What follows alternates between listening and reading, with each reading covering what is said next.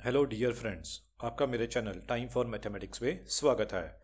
आज हम अपना class 8 mathematics chapter 2 linear equations in one variable का थर्ड वीडियो लेके आ रहे हैं, जिसमें कि हम एक्सरसाइज 2.2 के बेसिक्स को कवर करेंगे।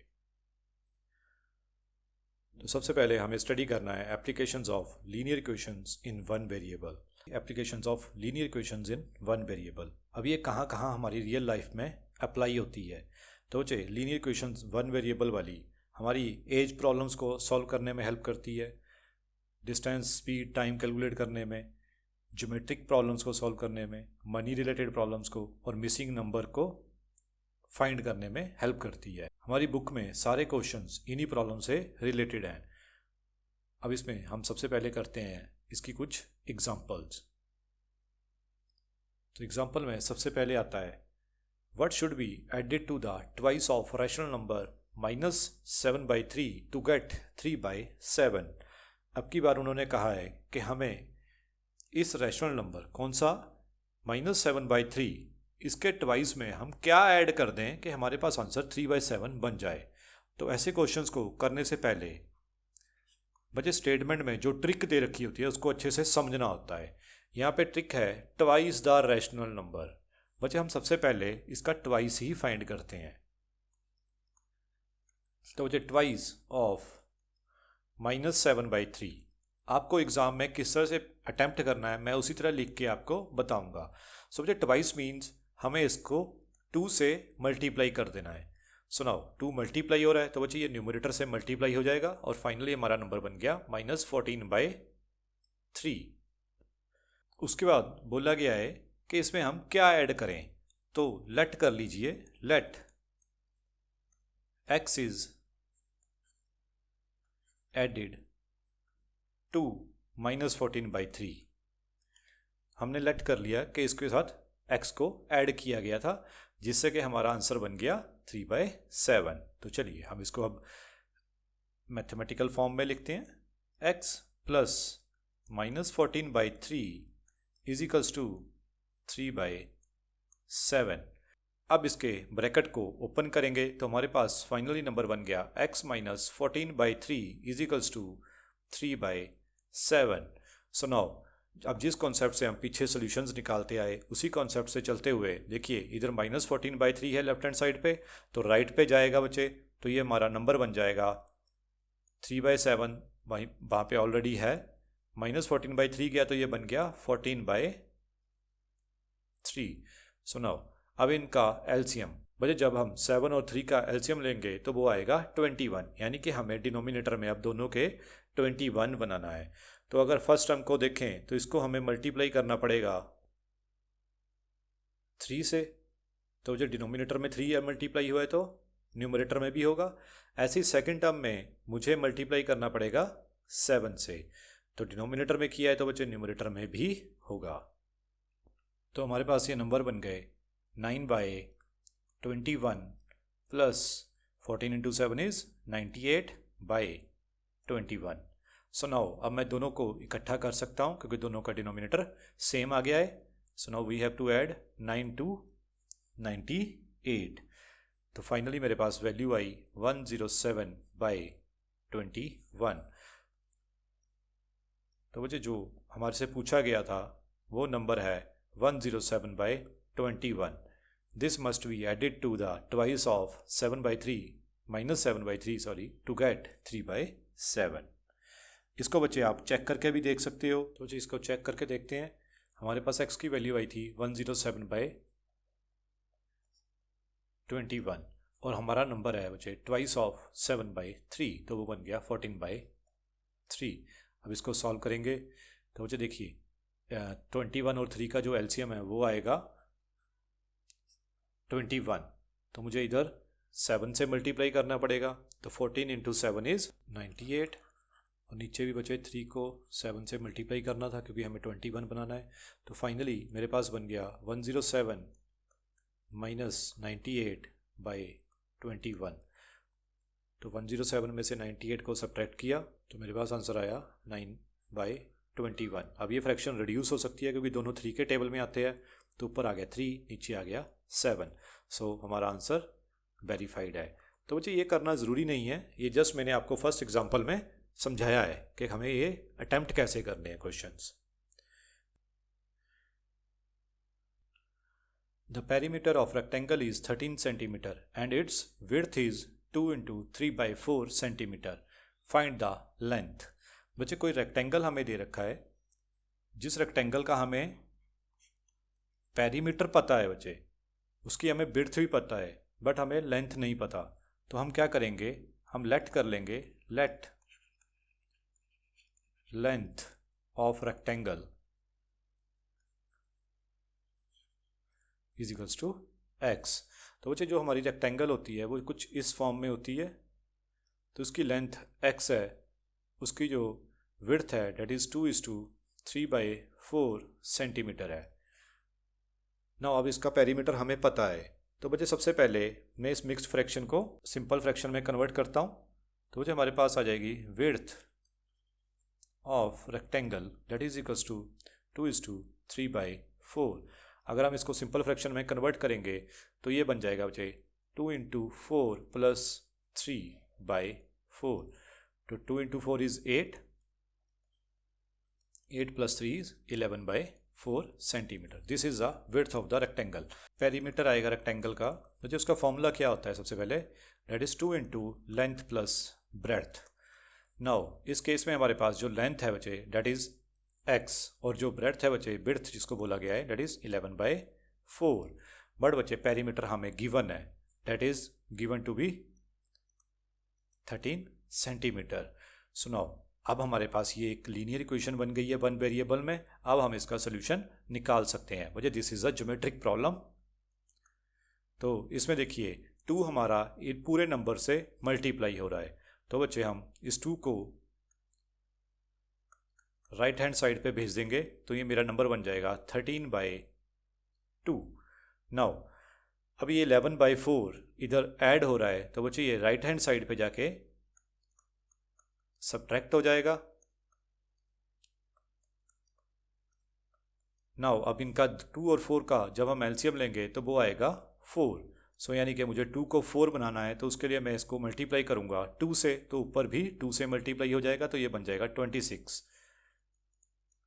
मुझे second term as it is, क्योंकि उसके ऑलरेडी डिनोमिनेटर में 4 है, तो यहाँ पे 4, 26 - 11, 26 में से 11 को सब्ट्रैक्ट किया तो हमारा आंसर आया 15/4 सेंटीमीटर। बच्चे सेंटीमीटर लिखना नहीं भूलना है। ऐसे क्वेश्चंस में जब यूनिट्स दी गई हों तो आपको भी आंसर में यूनिट्स को मेंशन करना है। तो एंड में आप लिख के आओगे लेंथ ऑफ रेक्टेंगल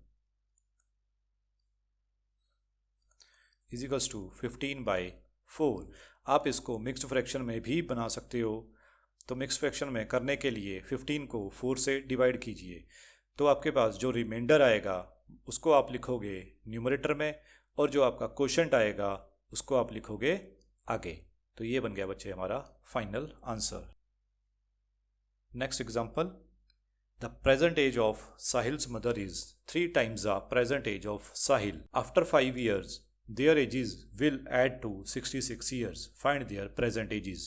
तो ऐसे क्वेश्चंस को करने के लिए जब स्टार्टिंग में आपका कॉन्सेप्ट अच्छा नहीं है बच्चे, तब आप क्या करोगे, एक टेबल बना लो बच्चे, तो उसमें उसकी प्रेजेंट एज और उसकी मदर की प्रेजेंट एज लिखोगे। फिर 5 साल बाद उनकी एज को क्या फ़र्क पड़ेगा वो लिखना है। अब देखिए बच्चे इसको करना कैसे होता है। बच्चे जिसकी एज कम होती है सबसे पहले उसी को लेट करो। Let present age of Sahil is x years. बच्चे आज उसकी एज है x, तो मैं यहाँ पे अपने बॉक्स में भी भर देता हूँ। तो बच्चे उसके मदर की प्रेजेंट एज कितनी हुई, then present age of his mother. तो वो क्वेश्चन में हमें दे रखा है the present age of Sahil's mother is 3 times the present age of Sahil, यानी कि उसकी मदर की एज साहिल की एज से 3 गुना ज़्यादा है। सो बच्चे दिस बिकम्स 3x ईयर्स। तो बच्चे उसकी मदर की एज है प्रेजेंट में 3x। अब बच्चे इसके बाद आपको आफ्टर 5 ईयर्स, अगला बच्चे जो स्टेप लेना है वो है आफ्टर 5 ईयर्स। तो बच्चे अगर आप ध्यान से सोचो इस चीज़ को, आज से 5 साल बाद आपकी एज कितनी होगी? अगर आज आपकी एज 10 ईयर्स है तो 5 साल बाद आप होगे 15 के। बच्चे अब कई बच्चे इसमें गलत बोल देते हैं, वो बोल देते हैं 5 मल्टीप्लाई एक्स। बच्चे that can not be possible. अगर आज आप 10 साल के हो तो 5 साल बाद आप 50 के नहीं हो सकते। बच्चे यू हैव टू बी 15, तो आप उसमें 5 प्लस करोगे। सो आफ्टर 5 ईयर्स साहिल की एज कितनी हो गई? पहले वो एक्स का था तो 5 साल बाद उसके एज में 5 ऐड हो जाएगा। तो बच्चे वो यहाँ पे मैं मेंशन कर देता हूँ। नाउ उसके मदर की एज क्या होगी बच्चे? बच्चे उसकी मदर की एज प्रेजेंट में 3x है तो 5 साल बाद उसकी एज में 5 ऐड हो जाएगा। तो मुझे एक टेबल जरा एक सिंप्लिसिटी के लिए बनवाया मैंने, बाकी इसका कुछ ज़्यादा यूज़ नहीं है। सो नाउ अब हमारे पास 5 साल की स्टोरी क्लियर हो चुकी है कि साहिल की एज x+5 है, उसकी मदर की एज 3x+5 होगी। नाउ अब स्टेटमेंट क्या कहती है कि their ages will add to 66 years, यानी कि दोनों की एज को अगर हम ऐड कर दें तो बन जाएगा 66। सो बच्चे बाय क्वेश्चन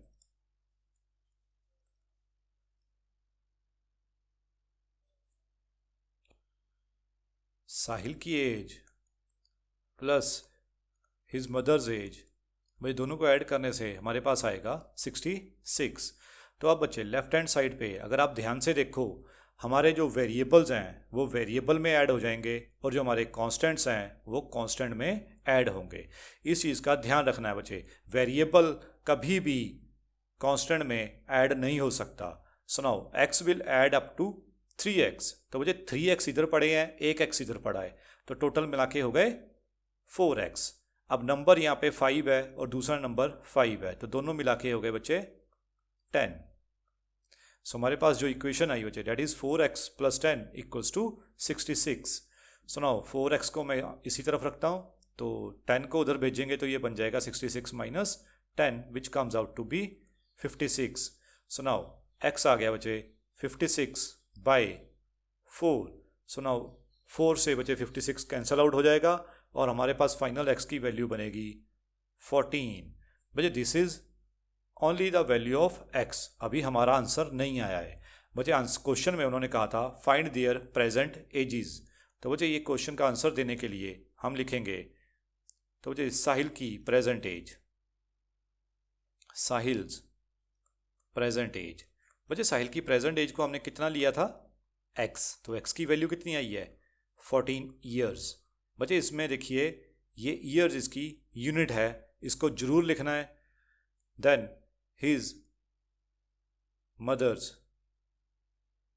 present age, बच्चे उसके मदर की एज थी 3x, तो यानी कि 3 × 14, तो मुझे 14 में 3 मल्टीप्लाई किए तो हमारा आंसर आया 42 years.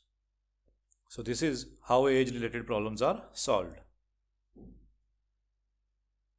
तो मुझे क्वेश्चन कहता है कि बंसी के पास 2 रुपये के सिक्के 5 रुपये के सिक्कों से 3 गुना ज़्यादा हैं, और अगर उन सिक्कों की फेस वैल्यू बचे, 2 रुपये के सिक्के की फेस वैल्यू 2 है, 5 रुपये की 5 है, अगर उन सारी अमाउंट को ऐड कर दें तो हमारा सम बनता है 77।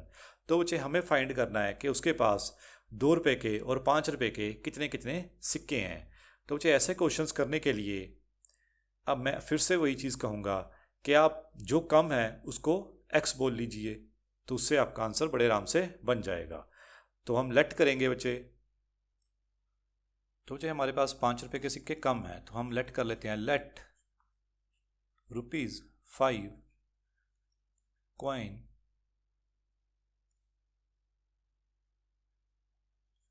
Number is equals to x। हमारे पास x सिक्के हैं ₹5 के। सो बच्चे देन ₹2 कॉइन्स नंबर कितने हुए बच्चे? बच्चे उससे 3 गुना है, तो बच्चे वो हो गए 3x। अब रही बात बच्चे, ये तो थी बच्चे कितने कितने सिक्के हैं, अब उनकी वैल्यू की। तो बच्चे अब टोटल वैल्यू ऑफ ₹5 कॉइन्स,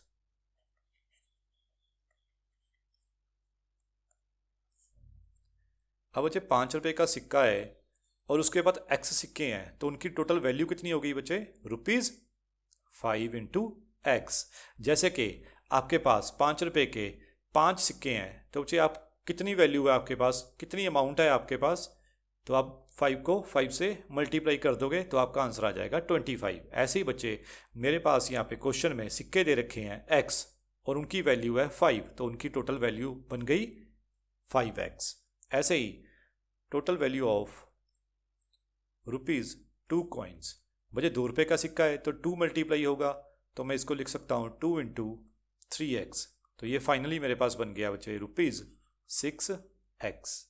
तो चलिए अब हमारे पास ये तो बहुत आसान हो गया। अब टोटल वैल्यू हमारे पास दे रखी है, ₹5 की सिक्कों की टोटल वैल्यू है 5x, ₹2 की टोटल वैल्यू है 6x, और टोटल सम क्या बनता है इनका? 77, जो कि हमें क्वेश्चन में दे रखा है बच्चे। तो बच्चे अकॉर्डिंग टू क्वेश्चन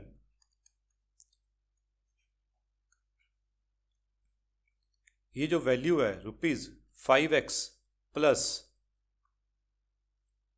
₹6x, ये किसके बराबर आ रहे हैं बच्चे? ₹77 के।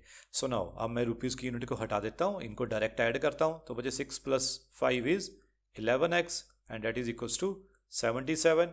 अब 11 इधर मल्टीप्लाई हो रहा है, तो बच्चे इधर जाके ये डिवाइड हो जाएगा, तो मेरा आंसर आएगा x इक्वल्स टू 7। नाउ बच्चे मेरा आंसर आ चुका है। अब हमारे पास टोटल नंबर ऑफ ₹5 कॉइन्स कितने हो गए बच्चे, जो कि हमें निकालने थे। हमारे पास कितने कितने सिक्के हैं हर चीज़ के, तो बच्चे टोटल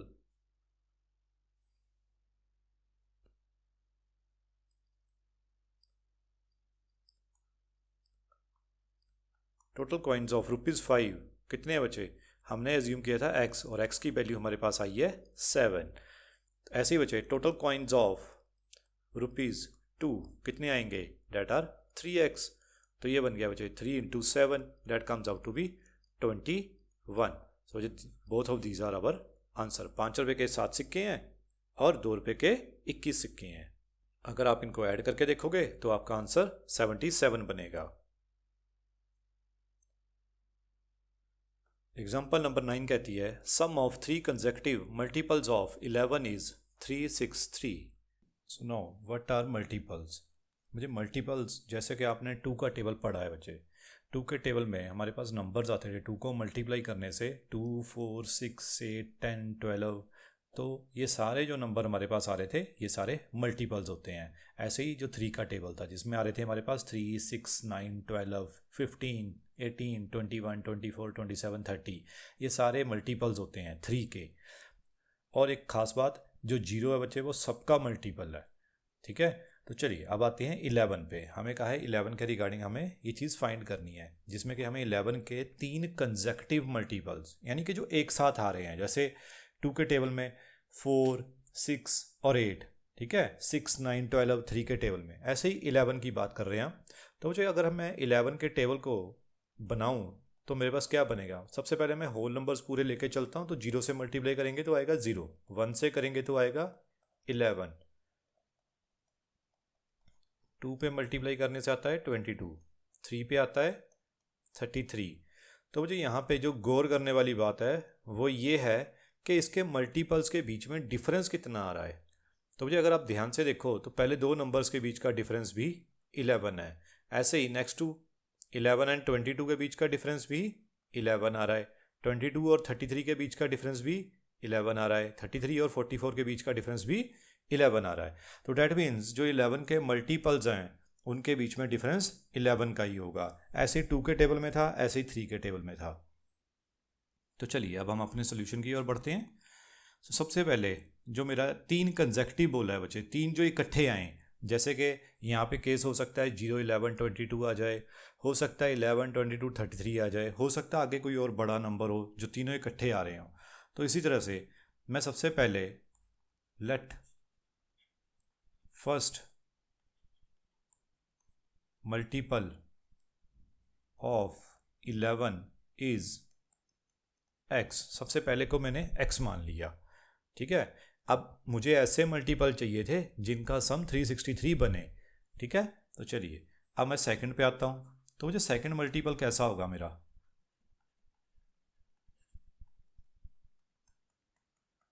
मुझे तो यहाँ पे देखने से पता चल रहा था कि सब में 11 ऐड अप हो रहा है, तो यहाँ पे भी हम 11 ऐड कर देंगे। इसी तरह से बच्चे हमारा थर्ड मल्टीपल बन जाएगा। तो बच्चे अब 11 में फर्दर 11 ऐड होंगे, तो ये बन जाएगा x+22। अब ये 3 कंसेक्यूटिव मल्टीपल्स हैं जो एक साथ आ रहे हैं, तो अब इन तीनों का सम लेना हमें। तो अकॉर्डिंग टू क्वेश्चन क्या कहता है बच्चे हमें कि सम ऑफ दीज थ्री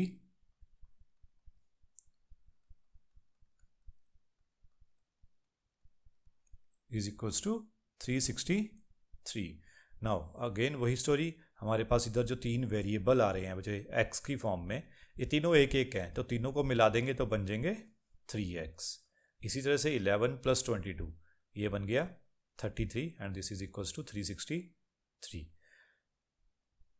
अब इसको सॉल्व करेंगे तो मुझे ये 33 हमारा राइट हैंड साइड पे चला जाएगा और उधर जाके ये सब्ट्रैक्ट हो जाएगा, और इन दोनों को सब्ट्रैक्ट करने से मेरे पास आंसर बनेगा बच्चे 330। सुनाओ नेक्स्ट स्टेप में बच्चे 3 इधर मल्टीप्लाई हो रहा है, तो उस तरफ जाके ये 330 से डिवाइड हो जाएगा और मेरा फाइनली आंसर आ जाएगा बच्चे। डिवाइड होने पे देखिए कटिंग हो जाएगी इसकी प्रॉपर, तो हमारे पास बन जाएगा 110। This is the value of x। तो बच्चे अब हम सारे मल्टीपल्स निकाल सकते हैं। नाउ फर्स्ट मल्टीपल ऑफ 11 कौन सा है बच्चे जो हमारे क्वेश्चन में पूछा गया है, डेट इज x। उसकी वैल्यू को हमने x माना था, तो हमारा आंसर बन गया 110। तो इसी तरह से सेकेंड मल्टीपल ऑफ 11 बच्चे वो था x+11, तो मुझे x की वैल्यू है 110 + 11, it comes out to be 121। ऐसे बच्चे last one is a third multiple. Third multiple of 11 will be x+22, और बच्चे 110 + 22 ये वैल्यू जब ऐड करोगे तो बन जाएगी 132। तो यानी कि हमारे जो आंसर थे वो थे 110, 121 एंड 132। तो ये तीनों हमारे answer. The difference between two whole numbers is 66। The ratio between two numbers is 2:5 and what are the numbers. अब बच्चे रेशो वाले क्वेश्चन में करना बहुत ईजी हो जाता है। क्यों? क्योंकि बच्चे हमें रेशो दे रखी है, तो हम इसी तरह से अज्यूम कर लेंगे let the first number is,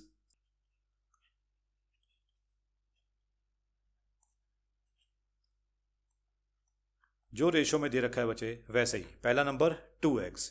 इसी तरह से बच्चे देन सेकेंड नंबर क्या बन जाएगा बच्चे मेरा।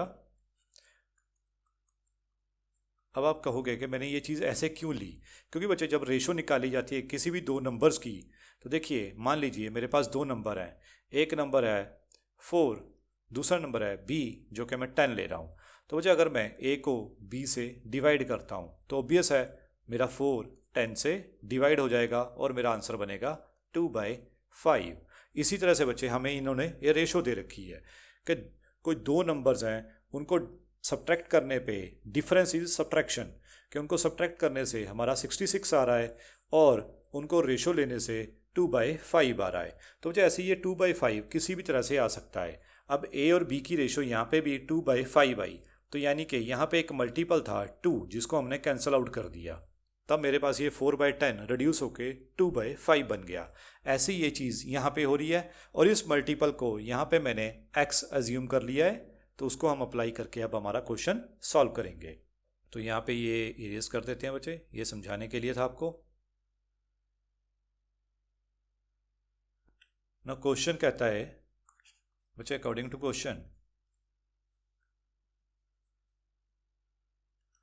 अगर हम बड़े नंबर में से छोटे को सब्ट्रैक्ट कर दें तो हमारे पास आंसर आता है बच्चे 66। तो बच्चे अब 5x में से 2x गया, बच्चे यहाँ पे 5x पड़े थे उसमें से 2 चले गए, तो हमारे पास बचे 3।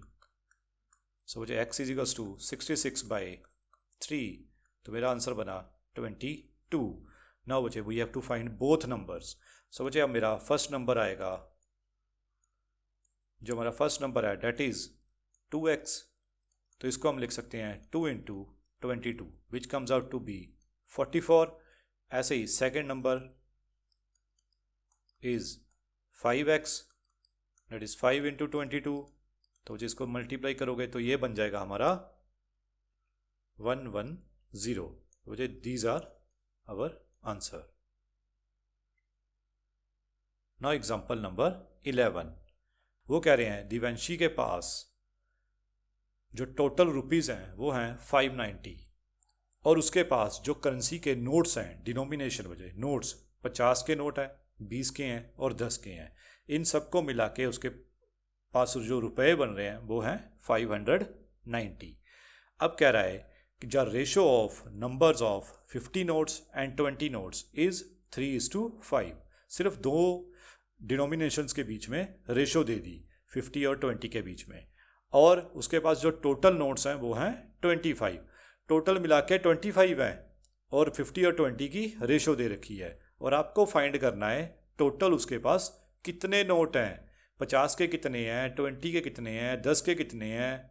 ठीक है, अब इसको करने के लिए मैं एक टेबल बना लेता हूँ बच्चे, ताकि थोड़ा आपको विजुअलाइजेशन में ईजी रहे। तो बच्चे हम लेट कर लेते हैं। अब देखिए मैंने आपको कहा था रेशो जब दी गई हो तो वो काम आसान हो जाता है। तो बच्चे लेट कर लेते हैं, लेट ₹50 नोट्स बोल दो, ठीक है, या डिनोमिनेशन बोल दो, नोट्स आर। बच्चे 50 रुपये के जो उसके पास नोट्स हैं वो हैं 3x, क्योंकि ये रेशियो में दे रखा है तो मैंने वहीं से लेट कर लिया। तो बच्चे देन ₹20 नोट्स आर कितने हुए, ये हो गए बच्चे 5x। तो चलिए अब फिलहाल इतना ही। 10 का मैं बताता हूँ कैसे करना है। देखिए बच्चे 50 के जो नंबर है हमारे पास वो हैं 3x और 20 के हैं 5x, और टोटल मिला के हमारे पास हैं 25। तो बच्चे फिर यहाँ से हमारे पास सॉल्व हो सकता है। तो 10 रुपीज़ के कितने नोट रह गए हमारे पास, टोटल कितने हैं 25। 25 में से 50 और 20 वाले ऐड करके सब्ट्रैक्ट कर दो तो हमारे पास टोटल आ जाएंगे। तो ये कितने बन गए 25 माइनस 8x। समझ आया कि नहीं। मान लीजिए आपके पास 50 के 3 नोट हैं, 20 के 5 हैं, एज इट इज़ ले लीजिए, और टोटल आपके पास 25 हैं। तो 10 के कितने बचे, 25 में से 5 को माइनस कीजिए, फिर 3 को माइनस कीजिए, तो आपका आंसर आ जाएगा। तो मुझे इस तरह से ये बन गया मेरे पास 25 माइनस 8x। अब इनकी अमाउंट कितनी कितनी बनती है बच्चे। अगर 50 रुपये के मेरे पास 3x नोट हैं तो इनकी टोटल वैल्यू बचे कितनी बनी 3 इंटू 5। तो मेरे पास इनको मिला के कितने रुपए बन गए बच्चे, 50 रुपये के नोट हो गए बच्चे 3 5 ज़ा 15, 150x वैल्यू बन गई बच्चे। ऐसे ही 20 वाले नोट्स मेरे पास कितने हैं 5x, तो इनको 5x से मल्टीप्लाई किया तो इनकी वैल्यू बन गई बच्चे मेरे पास 100x। ऐसे ही बच्चे 10 वालों को मल्टीप्लाई किया तो देखिए जो 10 है अब वो दोनों में मल्टीप्लाई होगा बच्चे। इसको हम ऐसे लिख सकते हैं 25 माइनस 8x, ये दोनों से मल्टीप्लाई होगा बच्चे। प्रॉपर्टी ऑफ डिस्ट्रीब्यूटिविटी जो हमने फर्स्ट चैप्टर में सबसे पहली वाली वीडियो में किया था। तो मुझे 10 से मल्टीप्लाई किया तो मेरा बन गया ये 250 माइनस 80x। ये सारे मिलके कितनी वैल्यू दे रहे हैं मेरे को 590। तो चलिए यहाँ पे लिखते हैं अब। तो मुझे अकॉर्डिंग टू क्वेश्चन ₹50 के नोट्स की वैल्यू है, डेट इज टोटल अमाउंट है बच्चे, डेट इज 150x, और 20 की जो टोटल अमाउंट बन रही है बच्चे डेट इज 100x, और जो 10 के हैं उनकी बन रही है बच्चे ₹250 माइनस 80x, और ये सारे टोटल मिला के मेरे पास आ रहे हैं बच्चे 590। तो अब बच्चे x वाली टर्म्स x में ऐड हो जाएंगी। तो यहाँ पे 150 प्लस 100 बिकम्स 250 बच्चे, उसमें से 80 सब्ट्रैक्ट हो जाएगा तो यहाँ पे बचेगा हमारे पास 170x। तो मैं यहाँ पे रुपीज़ हटा देता हूँ बच्चे फ़िलहाल, और प्लस में आएगा 250 डेट इज़ इक्वल्स टू 590। अब इसको 250 को राइट हैंड साइड भेजेंगे तो ये वहाँ पे जाके हो जाएगा subtract. So this is 590 minus 250, दोनों को सब्ट्रैक्ट किया तो 590 में से 250 गए बचे, this comes out to be 340। तो इधर 170 मल्टीप्लाई हो रहा है, उस तरफ जाके ये डिवाइड हो जाएगा बच्चे। तो यहाँ पे इनकी हो जाएगी कटिंग बच्चे। 17 2 ज़ा 34, पहले 0 0 को कैंसिल कर देते हैं, इसको रिड्यूस कर देते हैं फ्रैक्शन को, तो x की वैल्यू मेरे पास आई 2। अभी सिर्फ x की ही वैल्यू आई है बच्चे, फाइनल आंसर नहीं आया है। तो अब हमें फाइनल आंसर निकालना है, तो वो निकलेगा बच्चे हमारा यहाँ से। तो देखिए, तो ₹50 के टोटल नोट्स कितने हो गए, कितने एज्यूम किए थे हमने, 3x। So now 3 into x, x is 2, तो ये बन गया बच्चे 3 इंटू 2। तो ₹50 के मेरे पास सिर्फ 6 नोट्स हैं। ऐसे ₹20 के टोटल नोट्स, उसको मैंने लेट किया था 5x, तो ये बन गए बच्चे मेरे पास 5 into 2, that comes out to be 10। And last में बचे ₹10 के टोटल नोट्स। ये हमारे पास है 25 माइनस 8x। बचे 8 से 2 को मल्टीप्लाई किया तो this comes out to be 16। तो ये बन गया बच्चे 25 minus 16 is 9। So this is a final answer. 50 के 6 नोट्स, 20 के 10 और 10 के 9। तो बच्चे यहाँ पे हमारा ये बेसिक्स वाली क्लास एक्सरसाइज 2.2 की ख़त्म होती है। सो आपका बहुत बहुत शुक्रिया। अगर आपको बच्चे मेरा वीडियो अच्छा लगा हो तो इसको लाइक करना ना भूलें, और अगर आपके पास मेरी वीडियोस को इम्प्रूव करने के कोई और सजेशंस हैं तो कमेंट सेक्शन में जाके ज़रूर बताएं, और मेरे चैनल को सब्सक्राइब करना ना भूलें।